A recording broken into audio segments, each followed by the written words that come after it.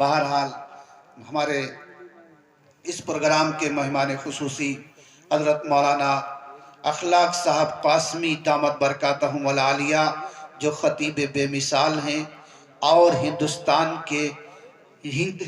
ही नहीं बल्कि दूर दराज दूसरे ममालिक में भी जाकर हज़रत वाला ने खिदमत की है। और तकारीर की दुनिया में यकीनन आपको शहंशाहियत हासिल है, दूर दराज के जलसों में आपको बुलाया जाता है। मैं दरख्वास्त करूँगा ख़तीब बेमिसाल वाइज़ खुश इल्हान हज़रत मौलाना मोहम्मद अखलाक साहब कासमी दामत बरकातहुमुल आलिया, जनरल सेक्रेटरी जमीयत उलमा ज़िला लखीमपुर खीरी। नहमदुहु व नुसल्ली अला रसूलिहिल करीम, अम्मा बाद,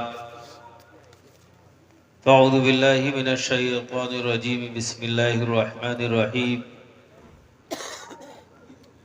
ज़हरल फ़सादु फ़िल बर्रि वल बहरि बिमा कसबत अयदीन नास लियुज़ीक़हुम बअदल्लज़ी अमिलू लअल्लहुम यरजिऊन।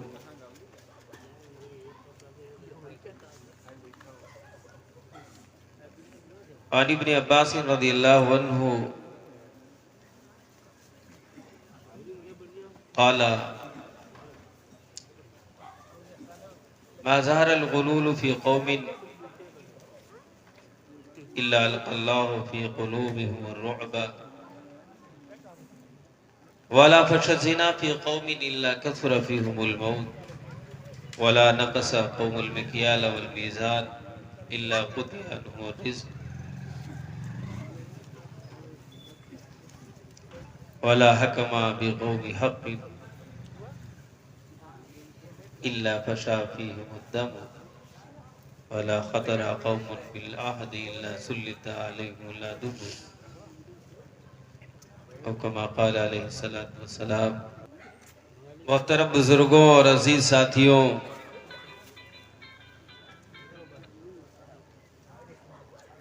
इस सर्द में कोई अपने घर से नहीं निकलता है, लेकिन दीन की निस्बत पर जमीयत के कारकुनान जो इस गोला तहसील के हैं, उनकी आवाज़ पर आप सब तशरीफ़ लाए और जो हमारी माएँ बहनें हैं वो तशरीफ़ लाई हैं, बैठी हुई हैं। इसके साथ साथ इस इलाके के मौक़र उलमा भी तशरीफ़ लाए हैं। अभी आपने मुफ्ती एहसानुल्लाह साहब से दीन की मजबूत बातें सुनी और उसी के साथ साथ दूर दराज से तशरीफ़ लाए शायर इस्लाम हाफिज अमीरुल हसन साहब तंबोरी, बड़ी मोहब्बत से उनकी भी नात सुनी और जमीयत के जो सदर कारी जावेद साहब चंद कलमात इब्तदाई दौर में उनसे भी आपने सुना और उसके साथ साथ इस गोला तहसील के सेक्रेटरी हजरत मौलाना अब्दुल्ला साहब, आप बैठे रहे, बहुत वक्त नहीं लेंगे, मुझे भी मालूम है कितना बोलना है, आप परेशान ना हो, आप बैठ जाएं। बात जहां बोलने की आती है वो अलग बात है, आप मालूम नहीं है शायद 2-2 ढाई हज़ार रुपये मिनट लोग देते हैं, ये आप सोच लीजिए। वो मुकर्री नहीं जो जहाँ पाओ बिठा दे, आप सुन लेंगे तो बहरहाल ठीक है, ज़्यादा देर नहीं सुनाएंगे, लेकिन दीन की बातें हैं, सुनना चाहिए। अभी और भी हैं मौलाना हमारे सदर साहब इस जिले के, वहाँ समुद्दीन साहब, कुछ लोग भी सुनना है। कुछ लोग तो हजरत इस्तिंजा वगैरह करने गए हैं और कुछ आए ही थे जो ये देखने के लिए कि प्रोग्राम कैसा है। बहरहाल हम समझेंगे मेरे प्रोग्राम की ज़कात निकल गई। ठीक, हम इससे नहीं डरते हैं, अल्लाह गवाह है कि मैं भीड़ों में भी बोलता हूँ और बंजारों में भी मेहनत करता हूँ। वहाँ आपसे शायद बताया है, जी जी, बंजारे जहाँ बैठने की इजाज़त नहीं होती, उनसे बात करना मुश्किल होता है। अल्हम्दुलिल्लाह हम 1-1.5 साल से उसमें काम कर रहे हैं आज मैंने राज ऐसे खोला है, उनमें जाके अल्हम्दुलिल्लाह मस्जिद की तामीर भी हुई, सिर्फ स्लेब रह गई। तो ऐसा कोई मसला नहीं है। आप अगर थोड़े हैं लेकिन बैठे रहेंगे, बात होती रहेगी इंशाल्लाह। और रोज तो बैठना नहीं, बस कभी कभी ये जमीयत आवाज देगी आपको जमा होना, कभी कभी आना है। इंशाल्लाह आ जाएंगे, हम आएंगे इंशाल्लाह। आने के बाद बैठेंगे। तो मौलाना हमारे वारिस साहब जो निजामत फरमा रहे हैं, ये इस तहसील गोला के जनरल सेक्रेटरी हैं। और इसके साथ साथ हजरत मौलाना डॉक्टर अब्दुल गफ्फार साहब भी सहरवा के तशरीफ लाए। मेरी पहली मुलाकात इसी स्टेज पे हुई। इनकी भी काफी उम्र हो गई है, ये भी इनके भी ठंड लगती है, लेकिन बैठे हैं। और बैठना जिस मकसद से हो रहा, आप जिसकी आवाज पे यहां तशरीफ लाए, उस जमीयत का जो इनकाद हुआ, उस जमीयत का जो अमल वजूद में आया, उसकी जो बैठकें हुई, इससे पहले कोई जमीयत नहीं थी। इनफरादी तौर पर शख्सियती एतबार से इस मुल्क को लोग अपना तारुफ करा के तन्हा जाती तहरीक को जहां तक हो सकता फायदा पहुंचाते, लेकिन इज्तिमाई तौर पे जो फायदा इस मुल्क को, इस मुल्क की रहने वाली कौम मिल्लतों को जो होना चाहिए वो नहीं हो रहा था। 19 नवंबर 1919 को अल्हम्दुलिल्लाह हमारे बड़े अकाबिर जब देखा इस मुल्क के अंदर हमारे बुजुर्ग उलमा अपनी जान भी निसावर करके चले गए, जान देकर भी चले गए, लोगों को जमा करने के लिए अपना कीमती असासा मदरसों को भी लुटा दिया, मदरसे में पढ़ने वाले तलबा को भी उसी में कुर्बान कर दिया। लेकिन खातिर खां कोई नतीजा नजर नहीं आया, कोई रिजल्ट नजर नहीं आया। तो इन चारों सिमतों के उलमाओं ने एक जगह जमा होकर एक जमात बनाई जो 1919 के अंदर अमल में आई। उसका नाम जमीयत उलमाए हिंद है, जिसने किसी मजहब के साथ नहीं, ये अलग बात है, इस जमीयत के मानने वाले, इस जमीयत के रहनुमा, इस जमीयत के काम करने वाले, इस जमीयत के मुतहर्रिक लोग मुसलमान हैं, इस कौम व मिल्लत के लोग हैं। लेकिन बिल्कुल ऐसा नहीं है कि हमारा काम हमारी कौम तक हो, हमारा काम महदूद हो कि हम सिर्फ मुसलमानों का काम करेंगे या हमारी जमात ने सिर्फ मुसलमानों का काम किया है। नहीं, हमारी इस जमात ने अल्हम्दुलिल्लाह गुजरे दिनों के अंदर इस मुल्क के लिए काम किया है, दीगर मजहब वालों के लिए भी काम किया है। जब भी कोई जरूरत पड़ी, ये नहीं देखा ये कहने वाला किस धर्म का है, किस मजहब का है, बिला तफरीक मजहब के अल्हम्दुलिल्लाह हमारे उलमाओं ने, इस जमीयत के फाल लोगों ने, जिम्मेदारों ने काम किया है। और वो कल भी हमारे लिए सबक था जो किया था, आज भी अल्हम्दुलिल्लाह ये हमारे कारकुनान जो मौजूद है यहाँ करते रहेंगे इंशाअल्लाह। इंशाअल्लाह आपको शायद मालूम ना हो कि हमारे ये उलमा जब देखा एक बड़े आलिम, एक बड़े दारुल देवबंद के मोहतमीम बुनियाद रखने वाले हजरत मौलाना कासिम नानोतवी रहमतुल्लाह ने जब मदरसे का कयाम किया, जब मदरसा वजूद में आया, तो ये अंग्रेज हिलने लगे कि शायद ये हमें उखाड़ने की पहली कोशिश है, इसको नाकाम करना बहुत जरूरी है। अगर ये नाकाम न हुई, हिंदुस्तान में हुकूमत करना मुमकिन नहीं, मुश्किल नहीं बल्कि नामुमकिन हो जाएगा। लेकिन हमारे उलमा जुड़ते गए, ये मेहनत करते गए, आखिर में ये जमात बनी। और इस जमात ने सबसे पहले जो साथ दिया, सबसे पहले जो मीटिंग की, जो एक अहिंसा का पुजारी था, अहिंसा का इनकलाब बर्पा करने वाला था, जिसके अंदर कोई ऐसा संघर्ष नहीं था जो एक हंगामा करने वाला ज्यादा हो, काम करने वाला कम हो। अहिंसा का पुजारी यानी महात्मा गांधी के साथ मिलकर भी काम किया, सुभाष चंद्र बोस के साथ भी मिलकर काम किया और दीगर पार्टियों के साथ भी मिलकर जमीयत ने काम किया। अगर हमारे इस मुल्क के फायदे के लिए कोई काम करता है, उसके शाना बशाना हमेशा जमीयत खड़ी रही है और आज भी खड़ी है और खड़ी रहेगी इंशाअल्लाह। उस जमीयत का एक प्रोग्राम है। आज हमारी लापरवाही से, आज हमारे कहीं ना कहीं कोताही करने से कुछ अनासिर पसंद लोग तखरीबकारियां करते हैं और उनकी वो निस्बत हमारी तरफ जोड़ दी जाती है और ये कहा जाता है कि मुसलमान दहशतगर्द है, मुसलमानों की तंजीमें ये दहशतगर्दी का सबक देती है। और बदकिस्मती ये है कि इसका ताल्लुक हमारी जात से ही नहीं, इसका ताल्लुक कुरान से भी जोड़ा जाता है, इसका ताल्लुक हदीस से भी जोड़ा जाता है, इसका ताल्लुक कुरान पढ़ाने वाले से जोड़ा जाता है, इसका ताल्लुक हदीस पढ़ाने वाले से भी जोड़ा जाता है। और यहाँ तक कि आप सल्लल्लाहु अलैहि वसल्लम के वो फरमूदात तो देखे जाएं, वो इरशादात तो देखे जाएं जिन्होंने जानवरों तक के रहम करने का दर्श दिया हो। नौजुबिल्लाह, ये कहाँ हो सकता है? ऐसा नबी इंसानों पे जुल्म करने का जो है सबक सिखाएगा, ये हो ही नहीं सकता। लेकिन आज जोड़ा जा रहा है और अगर कहीं कोई कोताही है, कोई गलती कर रहा है, हम और आप कर रहे हैं।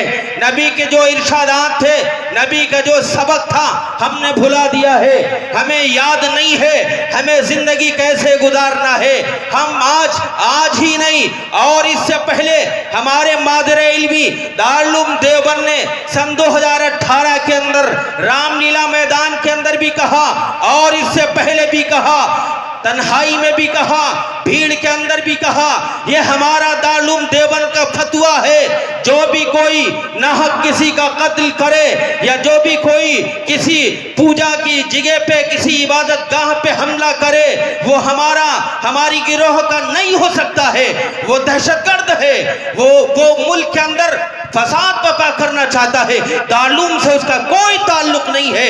हम हमेशा मजम्मत करते आए हैं और आज भी मजम्मत कर रहे हैं।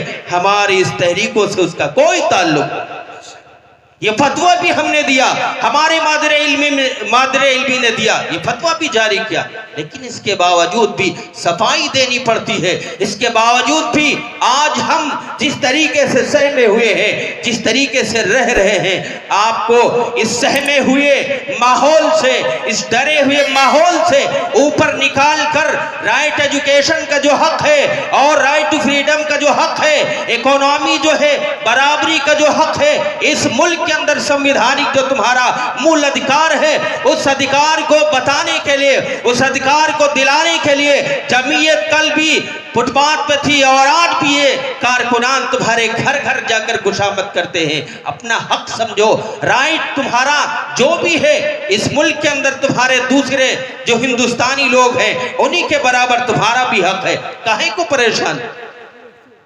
आज भी ये कारकुनान हमारे साथ शाना बशाना करे।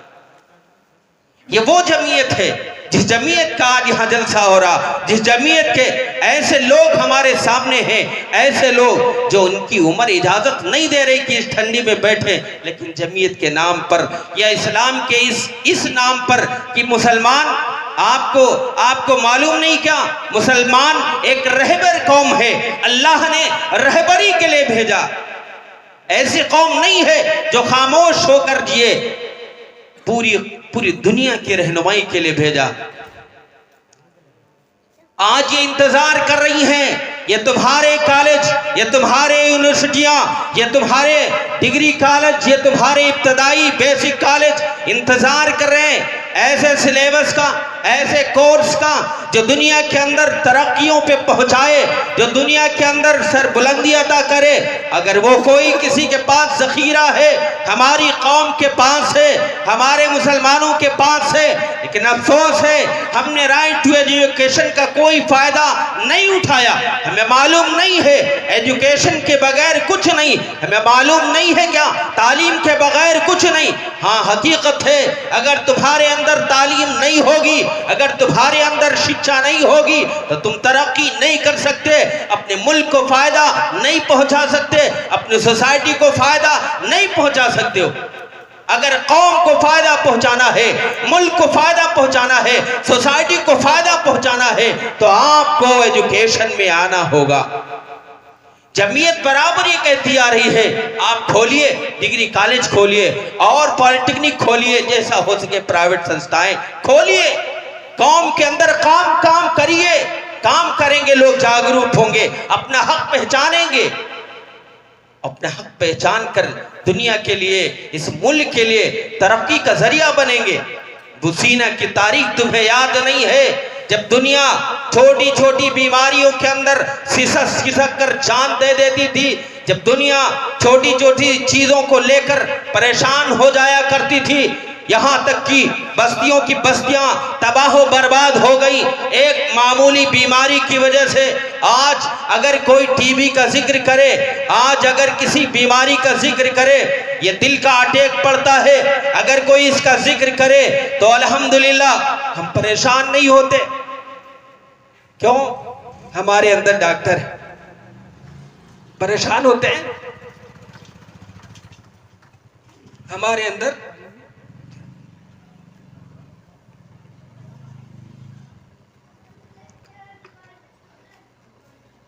क्या है? डॉक्टर। ये किसकी मेहनत? बोले सीना की। उन्होंने ऐसी किताबें लिखी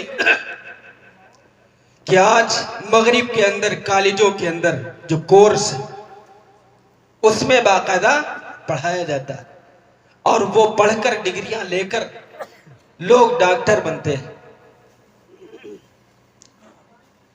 अब इसका क्रेडिट किसको जा रहा? ये सारा क्रेडिट जा रहा मगरिब को, ये सारा क्रेडिट जा रहा यूरोप को। क्यों? हमने वो इदारे, उन इदारों से ताल्लुक, उन इदारों का तस्वुर ही भुला दिया कि हमें एजुकेशन में आना भी, तालीम लेनी भी। बहरहाल क्या ये हमारी और आपकी जिम्मेदारी नहीं है कि आज भी दुनिया जिन मसाइल में परेशान है, हम अपने बच्चों को वो हायर एजुकेशन में दाखिल करके, कॉलेजों में दाखिल करके और वो परेशानी दूर करें। आप अपनी तदबीरें अख्तियार करें, अपनी कोशिश करें। आप कोशिश करेंगे, अल्लाह तबारक व तआला रास्ता खोलेगा, मदद के रास्ते खोलेगा और अल्लाह आपकी इस कोशिश पे, मेहनत पे अल्लाह कबूल करके लोगों के लिए आपके बेटे को कबूल करेगा। अहद करे कि इंशाअल्लाह पढ़ाएंगे। पढ़ाओगे इंशाअल्लाह? यही जमीयत का काम है।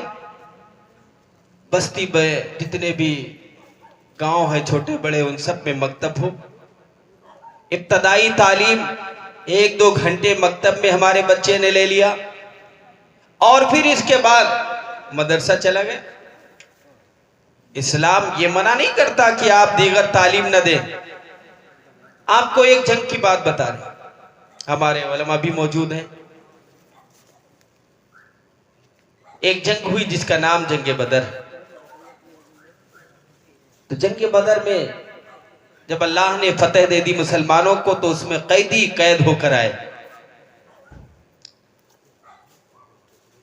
वो कैदी कैद होकर आए तो आप सल्लल्लाहु अलैहि वसल्लम ने उन पे जो फिदिया लगाया 40 दिरहम। कितने? 40 दिरहम। 40 दिरहम फिदिया लगाया। और जिसके पास इतना माल नहीं था,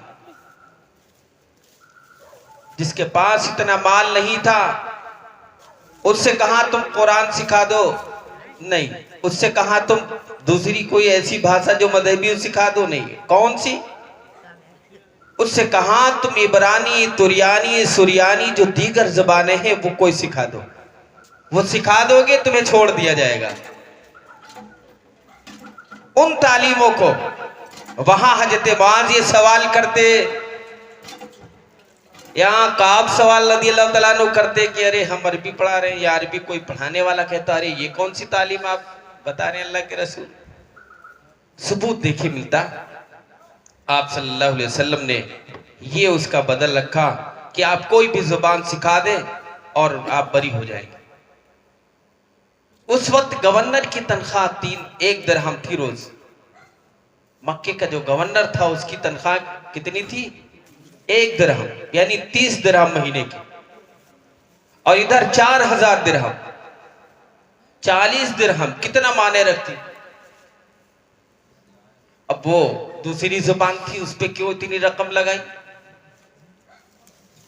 यहां से सबूत मिलता है जब कोई जमाने की जरूरत बन जाए, ऐसी तालीम के लिए कोशिश करें। ये जमीयत बिल्कुल इससे बिल्कुल ना इस्लाम मना कर रहा, ना इस्लाम के रहनुमा मना कर रहे।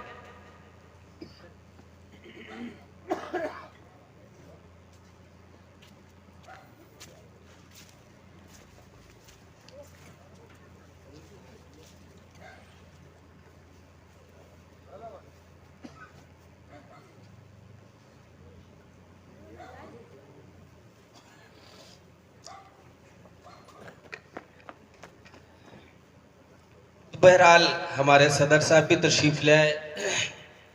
ये काम भी जमीयत कर रही है। और जो गलत फहमियां हैं, जो चीजें हमें मालूम नहीं है कि डिबेट पे क्या क्या होता है, ऐसी ऐसी बातें कही जाती हैं जो मुसलमान जवाब देने वाले वो भी वैसे ही होते हैं। हमारे मुल्की भाइयों को गुमराह किया जाता, उनके दिलों के अंदर नफरतें डाल दी जाती है कि इस्लाम ये कहता है, इस्लाम ये कहता है, इस्लाम सिर्फ दहशतगर्दी का सबक देता है। जबकि आप सल्लल्लाहु अलैहि वसल्लम की अहादीस, जो आप सल्लल्लाहु अलैहि वसल्लम की जो हिदायत हैं, उन हिदायत को देखिए। उन हिदायत के अंदर हज़रत अबू बकर सिद्दीक रज़ियल्लाहु तआला अन्हु ये बराबर बता रहे हैं कि आप जब किसी बस्ती पे जा रहे हो तो वहां बगैर इजाजत के हमला ना करो, पहले दावत दो आप सल्लल्लाहु अलैहि वसल्लम के बताए हुए तरीके पे, बिल्कुल यहां तक कि हरी फसलें भी तबाह ना करो। इंसान तो क्या, वो तो बहुत दूर की बात।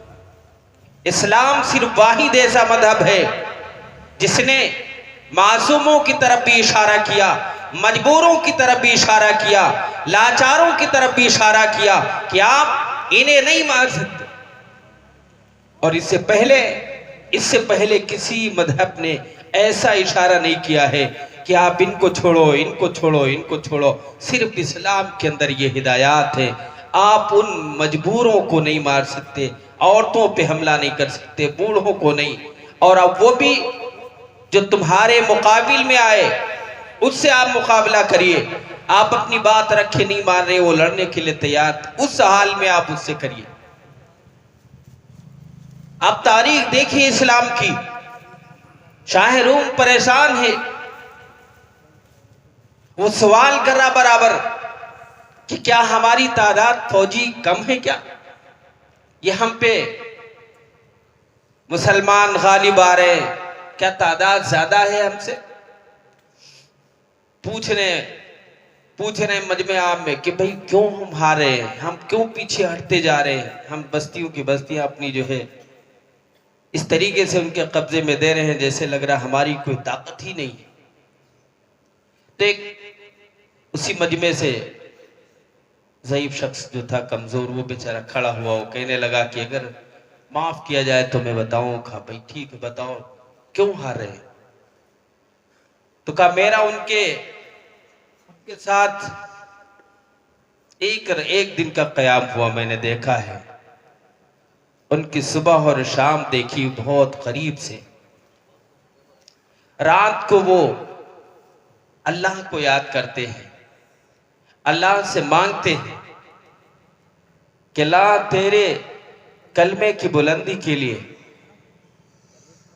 मैं लोगों के दरमियान जा रहा हूं, वो जंग की दुआ नहीं करते, सुलह की, फतेह की दुआ करते हैं। और फिर जब दिन होता है तो वो रोजा रखते हैं अल्लाह के लिए। किसके लिए? अल्लाह के लिए। और जब किसी से मामला करते हैं तो मामले में जो रकम तय हो जाए वो रकम अदा करते हैं, वो उसमें कोताही नहीं करते। अगर इसका अंदाजा लगाना हो कि वो पुलिस रोमी कैसी थी, रोमन एम्पायर था उस वक्त, रोम कैसी थी फौज। हमारी इस मुल्क के अंदर भी देखिए, आज जो हमारे हिफाजती दस्ते हैं, उन हिफाजती दस्तों को देखिए क्या सुलूक करते हैं। आप मुजरिम हो,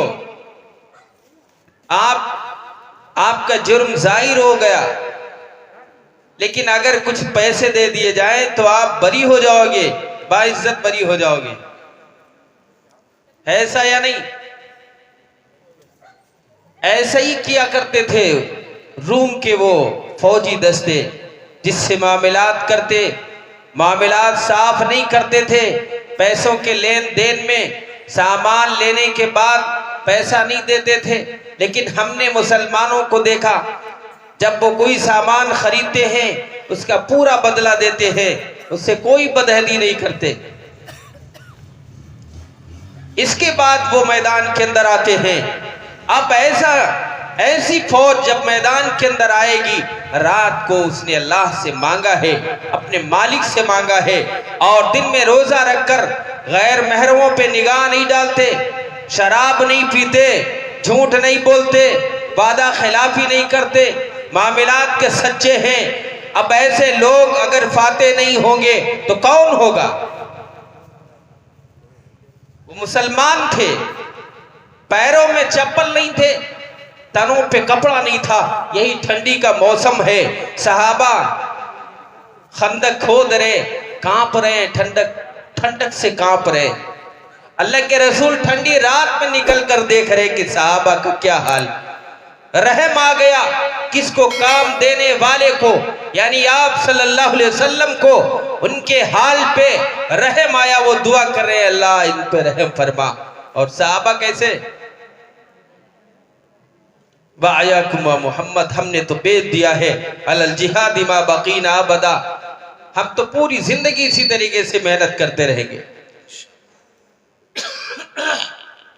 ये सहाबा का कौल था कि हम तो इस तरीके से पूरी जिंदगी मेहनत करने के लिए हमने बैत ही कर ली। अब यहां देखिए,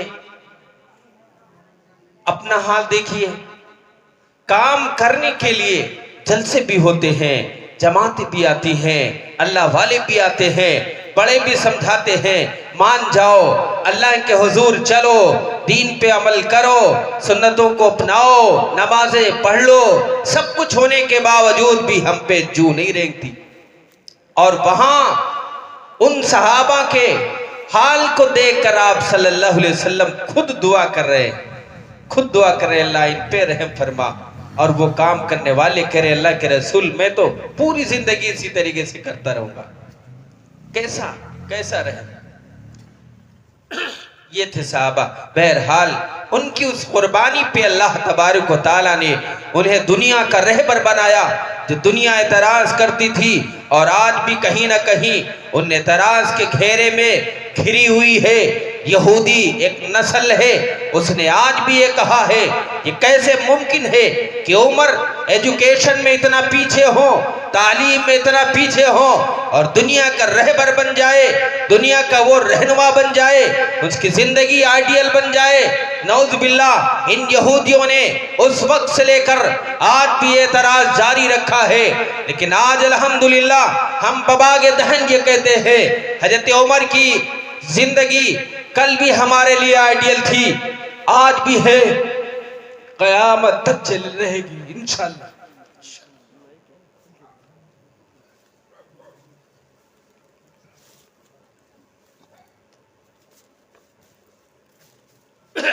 इंशाअल्लाह। ये सहाबा थे और ये हम हैं। बहरहाल मैं अर्ज ये कर रहा था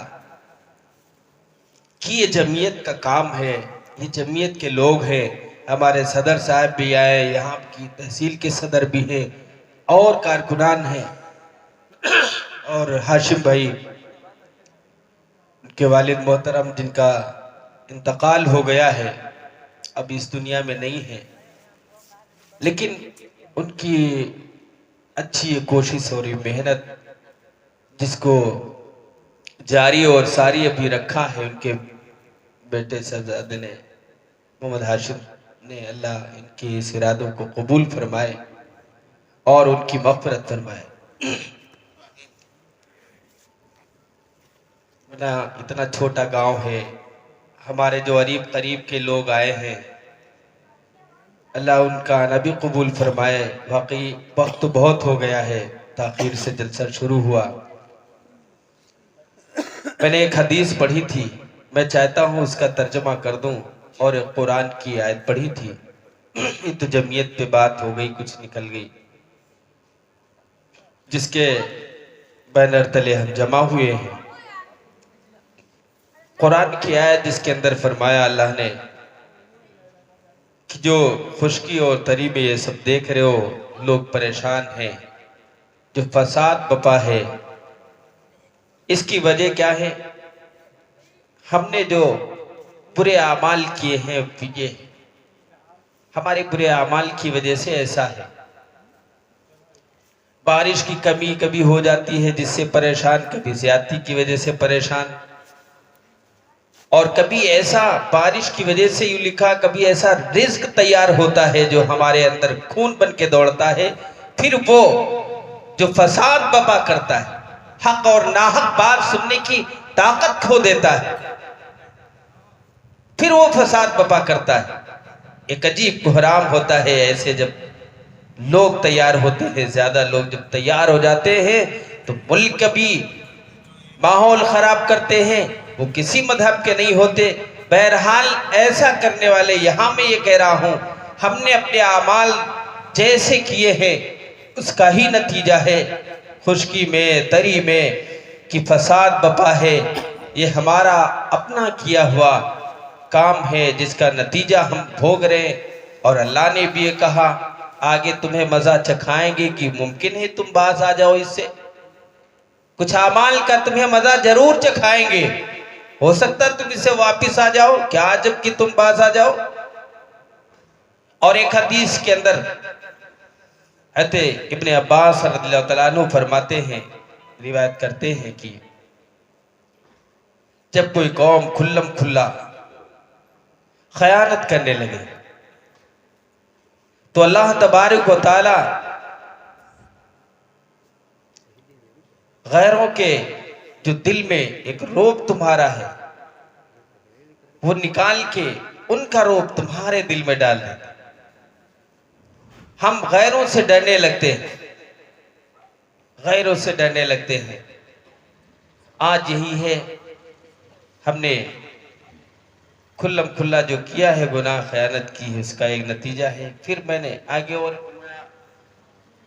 जब जिना करोगे तो मौत वाक़ होगी, जाहिर बात है, जो बकाए नस्ल इंसानी का रास्ता है। अल्लाह ने जो एक तरीक़ा दिया है, जो आप सल्लल्लाहु अलैहि वसल्लम ने सुन्नत तरीक़ा दिया है इंसान की नस्ल को आगे बढ़ाने के लिए, उस तरीके को छोड़कर अगर हम कोई दूसरा तरीक़ा अपनाएंगे तो सिवाय मौत के और कुछ नहीं। और ये बहाल, ये मोहलत का मौका अल्लाह ने दिया है, ये अल्लाह का एहसान है। ये अल्लाह का एहसान है कि अल्लाह ने ये मौका दिया। अगर अल्लाह मौका ये ना देता तो फिर क्या होता? अल्लाह ने एक मौका दिया है कि तुम्हारे पास मौका है कि तुम इससे भी तौबा कर लो, गुनाह नहीं करेंगे, जिना नहीं करेंगे, इससे भी कर लो तौबा। अगर करोगे तो उसका नतीजा मौत। इसके साथ साथ फरमाया, जब नाप में कमी और ज्यादती होने लगे, तौलने में कोई कमी और ज्यादती करने लगे, आपको मैं याद दिलाता हूं, इससे पहले जब एक सेक्शन कमेटी जांच की बनी तो उसमें आया कि एक इंस्पेक्टर होना चाहिए जो तौल नाप की जांच करे। आपने देखा होगा हर महकमे के अंदर बाटों का एक इंस्पेक्टर होता है जो तौल नाप की जांच करता है, और अगर वो खरीदो फरोख्त करने वाला सही बाट ना रखे तो उस पर कार्रवाई भी होती है। सुना है या नहीं सुना? कुरान ने जब इसको लागू किया था तो कुछ ऐसे लोग थे जो ये बात कहते थे किसी मजहब के अंदर ये हुस्न नहीं मिलेगा आपको। उस वक्त ही कहते थे अरे ये तो इस्लाम ने कहा इसलिए कर रहे हो। मौलाना अबुल कलाम आजाद रहमतुल्लाह अलैह बाकायदा यूं आता है कि 3 दिन बहस चली थी। उससे पहले था हमारे बादशाही निजामों के अंदर। बहरहाल ये आया है हदीस के अंदर भी कि तुम, और कुरान की बाकायदा सूरत है, अल्लाह ने कुरान के अंदर साफ फरमाया तौलने के बारे में। तो तौलने के बारे में जब कमी और ज्यादती करोगे, घटतौली करोगे तो अल्लाह ताला रोजी उठा लेगा। रोजी क्या है? कम कर देगा। कैसे कम करेगा? हजारों तरीके हैं। कभी बीमारी आ गई, या कभी बारिश की वजह से ज्यादती हो गई बारिश की, या बारिश हुई ही नहीं, इन तमाम तरीकों से रोजी में कमी आ जाएगी। तो जो भी तौलने नापने वाले लोग हैं यहाँ या नहीं है, तो आप ये उन्हें बताएं कि आप ऐसा करेंगे तो रोजी अल्लाह तंग कर देगा। इसके साथ जब किसी कौम के अंदर नाहक फैसलों की आदत बन जाती, नाहक फैसले करने लगती, नाहक फैसले, देहातों के अंदर अक्सर गवाह तैयार हो जाते हैं। दोस्ती के अंदर दो पक्षों में झगड़ा हुआ, एक हक पे है, एक नाहक है, लेकिन दोस्ती हमारी नाहक वाले से ज्यादा है। बगैर सोचे समझे कहां थाने चले गए, वहां अपनी दोस्ती निभाया, और उसके हक में जो नाहक था, बिल्कुल फैसला उसके हक में नहीं जाना था, उसकी गवाही दे दी। या अगर जोर हुआ, कोई फैसले में बुलाया, किसी ने तुमको हकम बनाया, तुमने नाहक फैसला कर दिया दोस्ती में आकर कि नहीं भाई ये चीज तो फुला साहब की, ऐसा अगर होगा तो उस कौम के अंदर खूरेजी होगी, कत्ल होंगे। और ऐसा देखा गया है कि चिंगारी शोला बन जाता, और आगे फिर खानदान दर खानदान ये झगड़े चलते रहते हैं, एक दूसरे के कत्ल पे हर वक्त तैयार रहते हैं। और इसके बाद फरमाया जब कोई कौम बदहदी करे, वादा खिलाफी करे, तो अल्लाह जालिम बादशाह को मुसल्लत कर देता। किसको? जालिम बादशाह को मुसल्लत कर देता है। अब तुमने अल्लाह से जो सबसे पहला वादा किया था कि अल्लाह तू ही मेरा रब है, अल्लाह तू ही मेरा पालनहार है, अल्लाह तू ही मेरा खुदा है, उस अल्लाह के साथ बताओ बदहदी की है, वादा खिलाफी की है या नहीं की? यहां आने के बाद दुनिया में फैले हुए असबाबों की तरफ देखा, उन असबाबों की सवारी पे सवार होकर उस रब को भूल गए, उस खुदा को भूल गए, उस खुदा से दिए हुए किए हुए वादे को भूल गए कि हमने उस रब से कोई वादा भी कर रखा था। और जब तुमने उस रब को भुला दिया, उस रब से किए हुए वादे को भुला दिया, उस रब से किए हुए वादे का कोई ख्याल नहीं रहा, तो अल्लाह ने जालिम बादशाहों को तुम पे मुसल्लत कर दिया। ये लो तुम्हारे असबाब, ये लो वो बादशाह जिनके साथ वफा करते थे, जिनके लिए तुमने बेईमानी की, जिनके लिए तुमने बदहदी की, ये है बादशाह तुम्हारे, और तुम हो, ये तुम्हारे हवाले है, तुम इनके हवाले हो, और तुम्हारा काम जाने तुम जानो।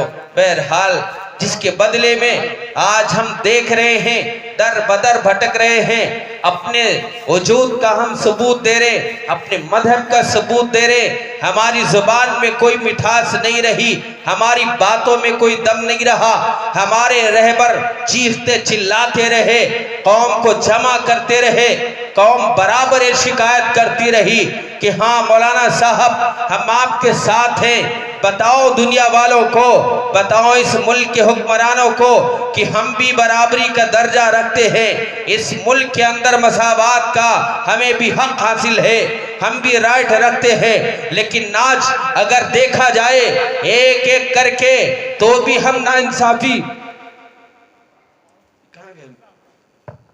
तो भी हम इसकी तरफ जाते हैं, तो भी हम ये देखते हैं कि हमारे साथ इंसाफ नहीं होता। सामूहिक तरीके से जब जमा होते हैं तो भी ये देखते हैं हमारी कौम के साथ इंसाफ नहीं होता। इसका अगर कोई मुजरिम है तो हम और आप। क्यों हमने ऐसा किया? अल्लाह ने मुसल्लत कर दिया, ये हमारे आमाल है। हमने अगर ऐसा न किया होता, अल्लाह से किए हुए वादे को निभाया होता, या लोगों के दरमियान रहकर अल्लाह की मखलूक के साथ वादा जो करते हैं उसको निभाया होता। अल्लाह की मखलूक हम जानते नहीं हैं। अल्लाह कल क़यामत के दिन पूछेगा इंसान से कि मैं भूखा था, तूने मुझे खाना नहीं खिलाया, मैं प्यासा था, तूने मुझे पानी नहीं पिलाया, मैं नंगा था, तूने मुझे कपड़ा नहीं पहनाया।